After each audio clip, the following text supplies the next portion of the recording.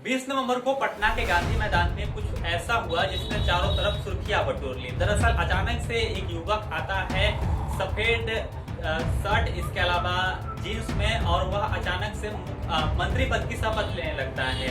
यह युवक social media पर काफी वायरल हुआ और इसकी काफी ट्रोलिंग भी हो रही है। तो कौन है यह सफेद टी शर्ट इसके अलावा जीन्स वाला व्यक्ति जिसकी सोशल मीडिया पर ट्रोलिंग हो रही है, और आखिर इसकी ट्रोलिंग क्यों हो रही है? तो इनकी बात करें तो यह जो है दीपक प्रकाश है, उपेंद्र कुशवाहा के बेटे हैं। इन्होंने मंत्री पद की शपथ ली है। बड़ी बात यह है कि यह चुनाव नहीं लड़े थे, बिना चुनाव लड़े ही इन्होंने मंत्री पद की शपथ ले ली, क्योंकि इनके पिता जो है उपेंद्र कुशवाहा बड़े नेता है।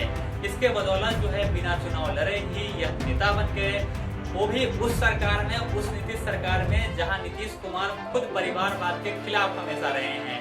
इसका एग्जाम्पल भी वो खुद है। अपने बेटे निशांत को उन्होंने कभी पॉलिटिक्स में नहीं लाया। हालांकि नीतीश कुमार की अब वह उम्र रही नहीं। ये ढलने के साथ नीतीश कुमार भले ही सीटें हैं लेकिन कमजोर पड़ गए हैं। तो उपेंद्र कुशवाहा ने इसका फायदा उठाया, अपने बेटे दीपक प्रकाश को बिना चुनाव लड़े ही मंत्री पद का शपथ दिला दिया। परिवारवाद का जो बीजेपी परिवारवाद की हमेशा आरोप लगाती रही लालू परिवार पर, उन्हीं के एक मंत्री ने उन्हीं के पार्टी में, या कहे कि उन्हीं के गठबंधन में एक मंत्री ने अपने बेटे को बिना चुनाव लड़ाए ही मंत्री पद की शपथ दिला दी। नीतीश सरकार में वह मंत्री बनाए गए हैं। दीपक ने चुनाव कहीं से भी नहीं लड़ा है, इस बार नहीं लड़ा है। इसके अलावा 6 महीने के भीतर अगर उनको मंत्री बने रहना है तो सदन का सदस्य बनना पड़ेगा। अब यह देखना दिलचस्प होगा कि सदन का सदस्य वह बनते हैं या नहीं। लेकिन जब उनको मंत्री पद का शपथ दिलाया गया है, इसका मतलब यह है कि उन्हें सदन का सदस्य बनाया जाएगा।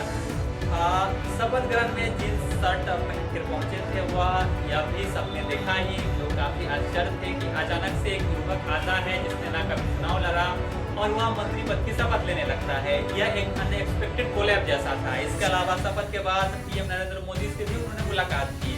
बड़ी बात यह भी है कि शपथ लिया है और प्रधानमंत्री तक से उन्होंने मुलाकात की। तो जो एनडीए बीजेपी अपोजिशन पर परिवारवाद के आरोप लगाती थी, उनके अब दल में, उनके संगठन में, उनके ही जो है घटक दलों में अब इस तरह के लोग आ रहे हैं जो बिना चुनाव लड़े ही अपने बेटे को डायरेक्ट मंत्री बना देते हैं।